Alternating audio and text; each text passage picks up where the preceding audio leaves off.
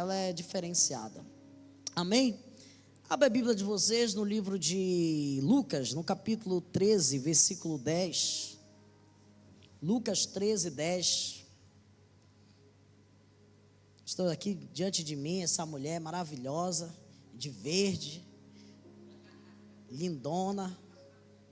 Você está aqui no meu coração. Não vai ficar com ciúme, Rodrigo, a tua sogra. Pessoal da internet também, vocês, olha, coração aí para vocês, igual que eu estou mandando aqui para a Nini. Nem tá vendo como ela gosta de mim? Ela nem sabia. Então vamos lá, escuta essa palavra aí. Vamos lá, coloca aí grande aqui para mim, por favor. Lucas 13, 10. Por favor. Certo sábado, Jesus estava na sinagoga. Em uma das sinagogas. Você pode aumentar aqui, vai melhorar a minha vida. Ainda não aconteceu isso. Ficar grande. Vou ler aqui. E ali estava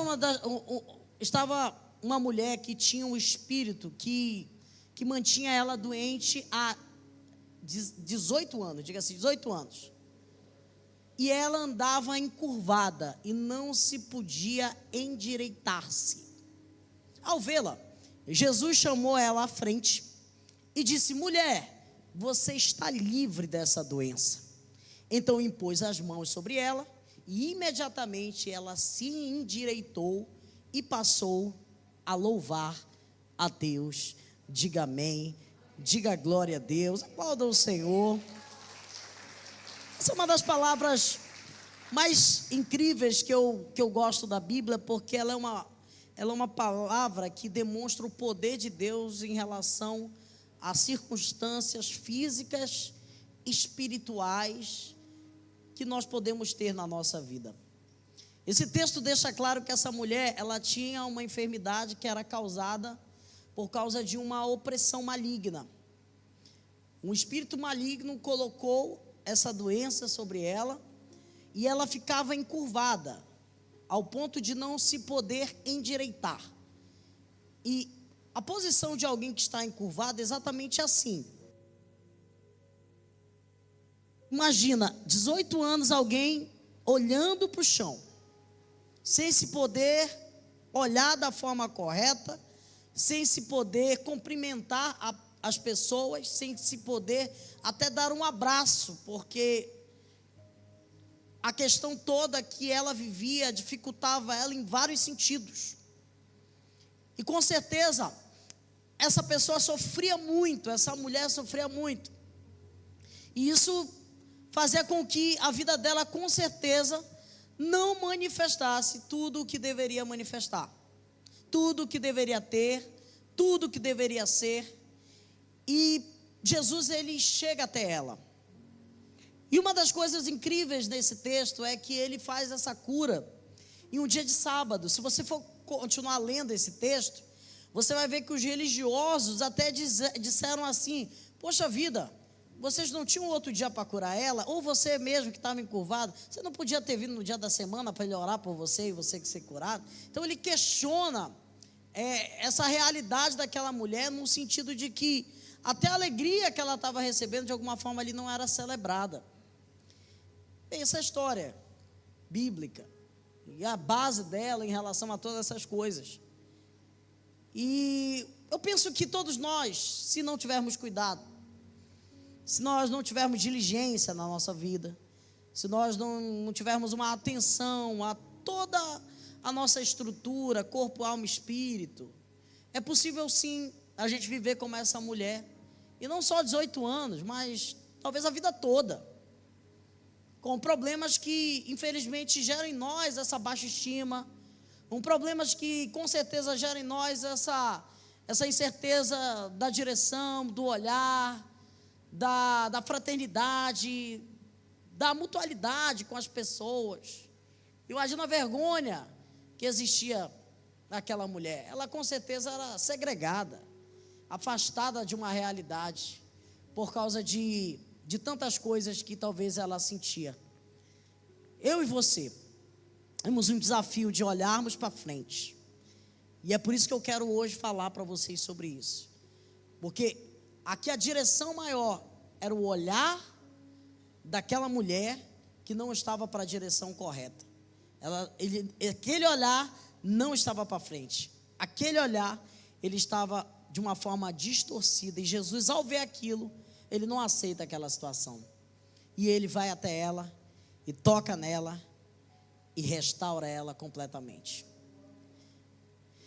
Muita gente pode estar assim, e eu posso dizer que o inimigo, muitas vezes, ele usa estratégias, ardizes malignos, para nos encurvar.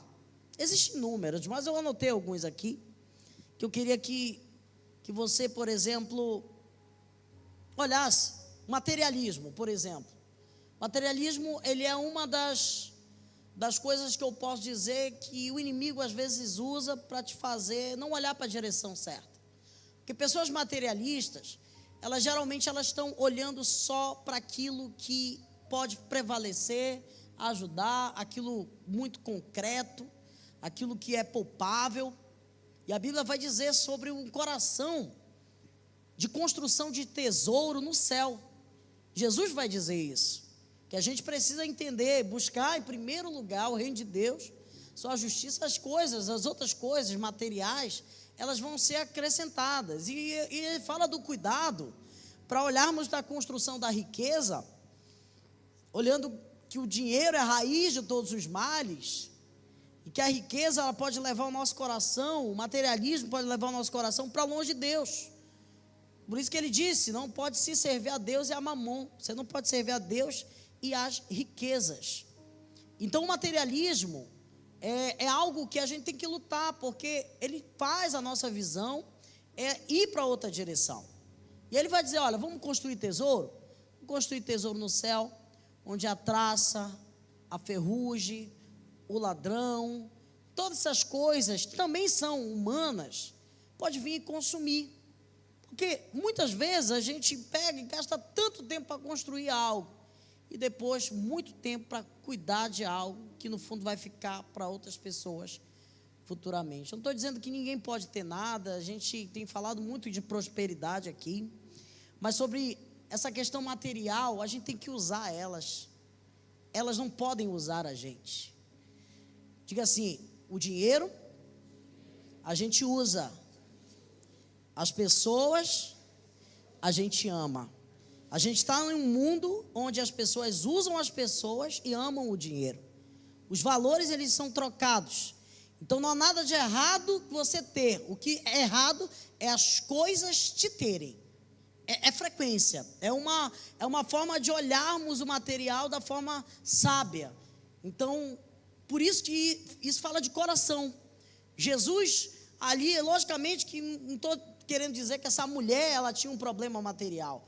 Eu não estou dizendo isso, eu estou dizendo que é possível a gente estar encurvado por coisas materiais. Ou encurvado ao dinheiro, se prostrando a ele. Isso é muito possível. Outra coisa são memórias passadas. Sabe, memórias passadas existem. E pessoas, muitas vezes, ainda estão no passado. Existem pessoas que nunca se livram do passado. Elas vivem lá, encurvadas com o peso das coisas de anos atrás, com palavras que foram lançadas, com situações que vêm. Acredite em mim, tem pessoas que estão em um lugar e se chega alguém nesse lugar que faz parte de memórias passadas, aquele lugar acabou. A vontade da pessoa é ir embora, ou até ela nem frequenta certos lugares por causa disso. Aí lembra da dor, do sofrimento, do trauma, da ferida de anos e anos atrás. Quantas pessoas remoem coisas de dezenas de anos atrás, estão lá com questões passadas porque não foram resolvidas. Isso pode encurvar a nossa vida. Isso pode fazer com que a gente não olhe a direção correta. Eu quero que você preste atenção nisso, porque você não tem culpa do que aconteceu com você lá no passado, mas você tem culpa se você não resolve as coisas do presente. As coisas que de alguma forma acontecem na nossa vida são coisas que podem nos impulsionar para coisas poderosas. Eu sempre digo que as experiências que a gente tem na nossa vida no passado, elas podem nos empoderar para agora. A verdade, eu acredito que todos nós aqui nos transformamos nas lições que nós superamos no passado. E se não há avanço, se não há crescimento, é porque de alguma forma ainda o passado opera no nosso presente e você não pode permitir isso. Diga assim, o passado é passado. Por isso que a Bíblia diz, vejam, eu estou fazendo coisa nova. Eu estou fazendo coisa nova. Existem coisas novas de Deus sendo manifestadas. Existem coisas divinas para acontecer no nosso coração e na nossa vida. E que se nós não tivermos um horizonte, um olhar correto, de uma forma certa, com certeza a gente pode ficar com tantos sentimentos ruins do passado.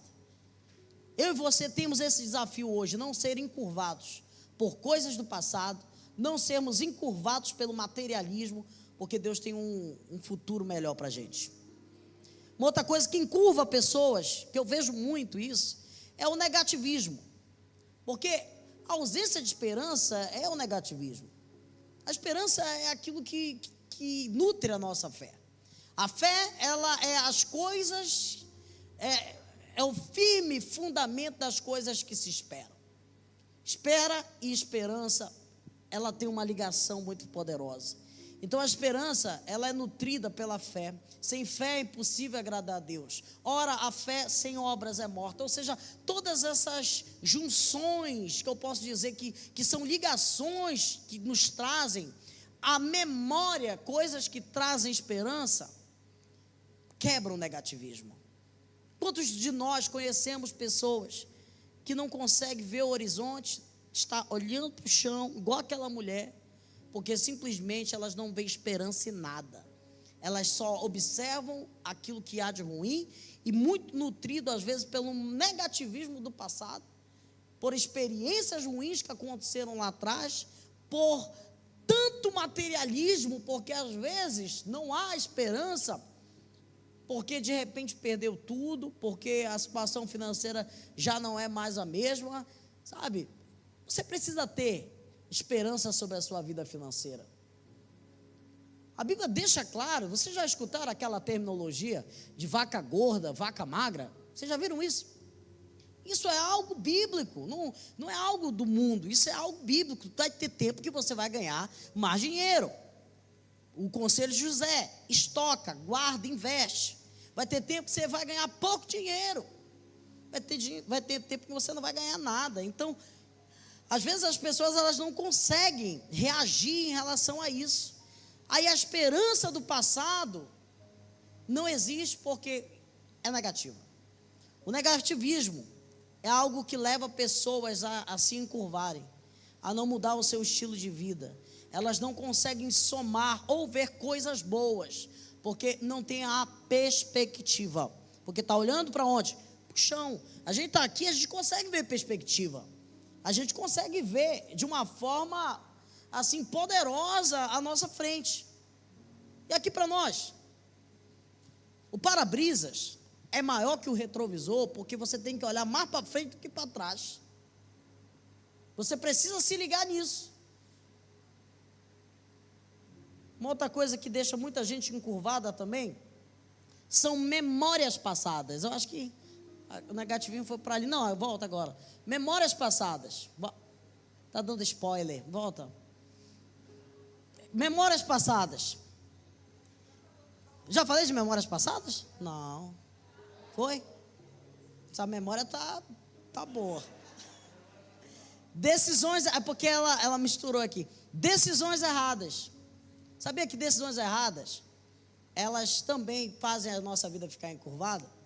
E olha, aqui para nós, eu já tomei muitas decisões erradas na minha vida e já aprendi algumas.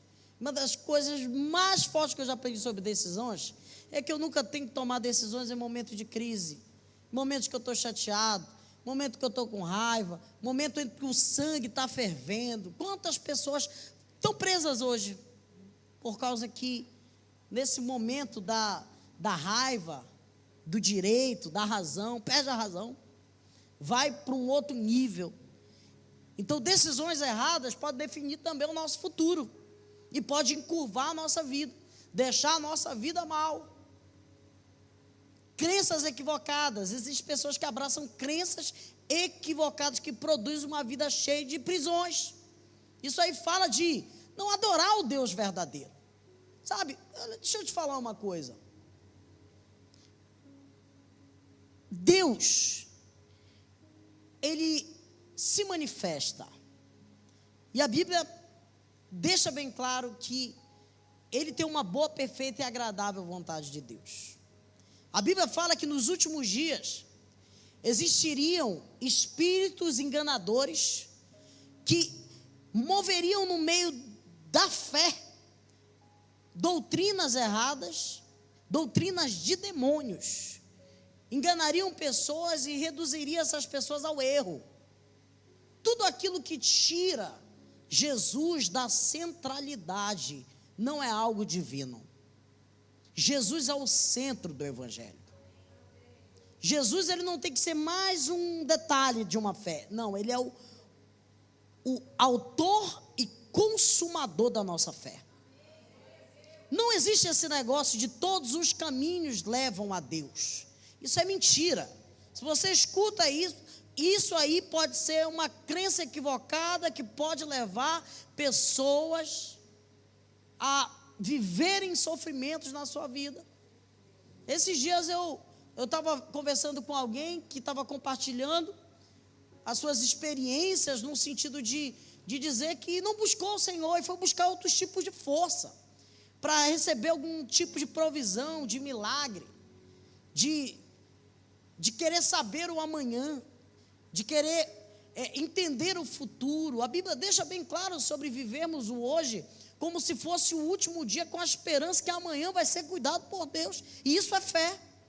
Que a fé é a certeza das coisas que se esperam e a convicção de fatos que não se observam. Nós não podemos invocar os mortos. Idolatria é invocação dos mortos. Você ora para alguém que morreu, que não ressuscitou. Jesus ressuscitou. Jesus é todo poderoso. Eu sou o caminho, eu sou a verdade, eu sou a vida, e ninguém vê o Pai se não for por mim. Vou começar a pregação agora. Como é que eu e você podemos nos livrar de uma vida encurvada? Primeiro, escutando o chamado de Jesus. Jesus está ali no sábado e ele vê a situação, igual como ele está olhando para a gente hoje. Jesus está olhando para a gente. Mas é possível, Jesus está te chamando já diversas vezes e colocando várias situações, de repente para querer te ajeitar, para querer te colocar na direção certa, e ele usa as situações, aí tu quebra a cara, aí tu se levanta, e depois, Deus me revelou, tem ninguém aqui, está tudo na internet, tu já errou nesse caminho, por que tu está indo de novo nele? Tu já conhece o filme, todos morrem no final. Diga assim: antigos caminhos não vão trazer novos horizontes. As veredas antigas, elas devem nos ensinar a não cometer mais os mesmos erros que a gente já cometeu. A não olhar como, isso não tem nada a ver, ou isso aqui. Jesus está nos chamando. O verso 12 diz: vendo Jesus chama ela e diz. O texto faz questão de mencionar a compaixão que Jesus olha e chama aquela mulher. E é interessante que partiu primeiramente dele, porque ele nos amou primeiro. Isso não fala do esforço do homem, isso fala do esforço de Deus. Eu sempre digo que religião, ela é uma escada que o homem faz para tentar subir em contato com Deus. Mas o cristianismo, ele também é uma escada, mas que Deus desce para falar com o homem. É o amor de Deus que nos toca. Pode aplaudir o Senhor. É o amor de Jesus que nos constrange. E ele vai contra tudo e alcança aquela mulher e chama ela. O início do milagre, nunca esqueça disso. Ele começa com o chamado de Jesus. Se hoje ouvires a voz do Senhor, vosso Deus, não endureça o vosso coração. O chamado de Deus pode vir de várias formas, como eu falei. Ele chama a mulher, ele chega perto dessa mulher, igual como ele está fazendo isso aqui nessa noite, mas ele só pode chamar por quem entende que precisa de um toque. Existe uma vez que Jesus estava diante de uma situação, ele estava na região de Tiro e Sidom. Aquilo ali era uma região de dupla cidadania, era uma região cirofenícia. Então tinha uma porcentagem da população que era grega, então a fé misturada. E ele está andando ali na região de Tiro e Sidom, e veio uma mulher, um problema igual, mas ela já vinha com uma intercessão, ela não vinha querendo a provisão para ela, mas ela vem gritando, dizendo assim: Senhor, filho de Davi, tem misericórdia de mim, a minha filha está terrivelmente endemoniada. Ela clama, preste atenção, que Deus sonda o nosso coração. O coração daquela mulher, eu vou até pregar essa mensagem, estrutura de orgulho. Aquela mulher tinha orgulho no seu coração, que ela era grega, um grego para procurar um judeu, para pedir ajuda, aquilo ali não existia. Então ela vem gritando: Senhor, filho de Davi, tem misericórdia de mim, minha filha está endemoniada. Ela vinha por causa de um problema que talvez ela estivesse sofrendo lá dentro da sua casa. A filha dela com certeza sofria muito de uma influência espiritual, e ela vem, a Bíblia fala que Jesus não responde. Você vê que é uma diferença. Aqui Jesus chama. Quando ele observa uma necessidade, ele vai atrás para nos ajudar. Mas quando a gente percebe que a gente não tem, de alguma forma, o orgulho, ele nos tira dessa direção. Por isso que a Bíblia diz que Deus dá mais graça ao humilde, mas ele resiste ao soberbo. A segunda coisa é que essa mulher, a segunda questão que eu quero falar para nós nos livrarmos de uma vida encurvada, é que nós precisamos tomar uma atitude. Existe muita gente que até entende o chamado de Deus. Existe muita gente que percebe Deus chamando, mas ele não responde. Não responde. O chamado Talmud, que tinha como educação para os judeus, funcionava assim. Não sei se você já percebeu um detalhe, mas quando Jesus chamava as pessoas largavam tudo e iam e seguiam a ele. Você já percebeu isso? O Talmud era uma forma de educação judaica e que também envolvia a entrada em uma escola para ser um sacerdote judeu. No fundo, todo pai judeu nunca pensava em ter um filho médico, doutor, alguma coisa. Ele pensava em ter primeiro ele como um mestre da lei. Presta atenção. Então eles eram educados nessa cultura chamada Talmud, de onde vem a palavra também chamada Talmidim, né? O Talmidim era uma espécie de discípulo de um mestre judaico, e eles passavam por uma espécie de eugenia judaica, para quem não sabe, teste, né? Vários testes eles passavam, e com 9 a 10 anos, eles tinham o último teste, que se o mestre chamasse ele e dissesse venha, ele de uma forma direta estava dizendo: eu acredito que você pode fazer tudo aquilo que eu posso fazer. E a maioria daqueles meninos, eles eram reprovados.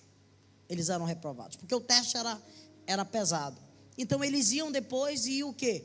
Seguir a profissão da família. Se for pescador, ia ser pescador. Se fosse tecedor de tenda, ia ser tecedor de tenda. Se fosse açougueiro, ia ser açougueiro. Eles iam seguir só depois que eles tentassem isso. Preste atenção.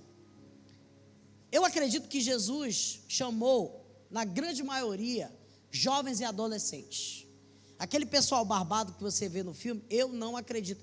Por quê? Porque teve vários momentos, se você for olhar até data do Apocalipse, acredito que João era adolescente, era o mais novo. Teve um momento que as pessoas estavam cobrando imposto, foi cobrado imposto de quem? Jesus e de Pedro. Então isso demonstrava que o pessoal não era de menor. Então, enfim, eu não quero entrar sobre isso. Eu só quero te dizer que quando Jesus ele nos chama, a gente realmente tem que entender que Ele está dizendo: eu sei que tu pode fazer tudo aquilo que eu faço. Por isso que Ele pega na mão, Ele fala muito de fé, né? Homens de pequena fé. Eu já falei para vocês que vocês podem fazer tudo aquilo que eu faço. Jesus sempre fazia isso. Ele fazia, as pessoas viam, depois Ele fazia com as pessoas, depois Ele mandava as pessoas fazerem e Ele ficava vendo. Esse é o entendimento de discipulado que a gente tem. Então, a atitude, nós precisamos tomar uma atitude. A Bíblia fala assim, ó: e Jesus vendo, impondo-lhes as mãos, imediatamente ela se endireitou. Aquela mulher fez força para se endireitar. A gente vê aqui que Jesus estende a mão, mas teve uma reação dela.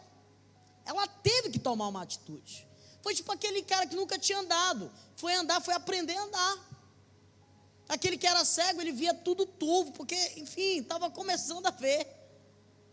Todos nós precisamos entender que tudo o que de alguma forma a gente está rompendo em novidade para crescimento é como criança. Você que quer viver uma vida com Deus e agora você entendeu, você vai se endireitar, vai doer, você vai forçar, aí você cai, você levanta, se cai de novo, levanta de novo, que não pode ficar no chão.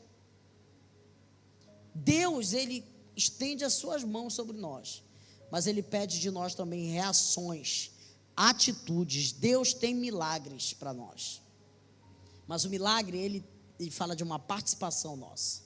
Então tome atitude. Isso vai requerer de você esforço, isso vai requerer de você empenho. A Bíblia fala que desde o tempo de João Batista, o reino de Deus, ele é adquirido por esforço. Aquele que se esforça, se apodera do reino. E por último, você precisa dar glória a Deus. Você precisa reconhecer o chamado, você precisa aceitar essa força e também dar glória a Deus. Verso 3 diz de dava glória a Deus. A gente vê que o que manteve o posicionamento disso foi o louvor. É como se Deus estivesse falando assim para nós: olha, não adianta você entender o chamado, aceitar o chamado, receber o milagre, se endireitar, fazer o seu esforço, se não dá glória a Deus. Porque é possível a gente agir por ingratidão. Eu tenho falado muito isso aqui na igreja. Deus trazer bênçãos, milagres, provisões, e você não testemunha. Você não está dando glória a Deus. Você está dando glória para você. Se você não testemunha o que Deus está fazendo na sua vida, eu quero te dizer que a glória é tua, não é de Deus. Isso está errado. Jesus, ele questiona seriamente isso. Jesus, ele fala: por acaso não foram todos os leprosos que foram curados? Porque só tu volta para agradecer. Jesus se importa com o testemunho. A Bíblia diz em Apocalipse que o testemunho de Jesus é o espírito da profecia. Testemunhar Jesus libera um ambiente de encontros, de poder, de reconciliação, de movimento. A mulher, quando viu que foi curada, ela começou a glorificar a Deus. Depois de um momento de frustração, vem um momento de alegria, um momento gratificante, onde o nosso coração deve se encher de júbilo e bendizer o nome do Senhor. Por isso, não fique triste. Se você de alguma forma está vivendo uma situação, ou até mesmo o passado te persegue, se alegre. Se alegre. Se alguém mentir contra você, se alegre. A Bíblia fala isso. Se alguém mentir, dizer todo mal contra vós, se alegrem, porque grande é o vosso galardão lá no céu. Fique em pé e aplauda o Senhor Jesus.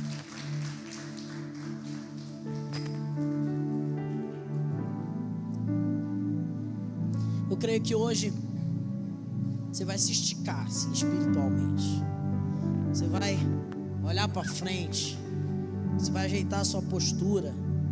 Você vai ajeitar a sua posição diante de Deus. Nunca esqueça, Alguns pesos podem ser colocados na nossa vida que não são pesos de Deus. Você precisa plenamente entender isso, que é possível situações, passados, frustrações e inúmeras outras coisas tirarem de nós a paz, tirarmos de nós o entendimento. Mas hoje Deus nos trouxe aqui para nos deixar assim firmes e fortes diante da sua presença. Coloca a mão no seu coração. Espírito Santo, eu te peço, se existe alguém aqui nessa noite que precisa de uma provisão, ou que se vive alguma humilhação maligna espiritual, igual essa mulher, por 18 anos, Deus não deixa que o coração de nenhum deles entenda que isso é a normalidade. Eu te peço o teu fluir aqui nesse lugar. Eu te peço a tua glória aqui nesse lugar. Existe uma liberdade do Espírito aqui. O Senhor está quebrando cadeias do passado. O Senhor está revertendo coisas que eram decretos. O Senhor está trazendo novos decretos aqui. Eu que sei que pensamentos eu tenho sobre vós, diz o Senhor, pensamentos de paz e não de mal, para vos dar o fim que desejais. Levanta a sua mão, sinta a paz de Deus vindo sobre você.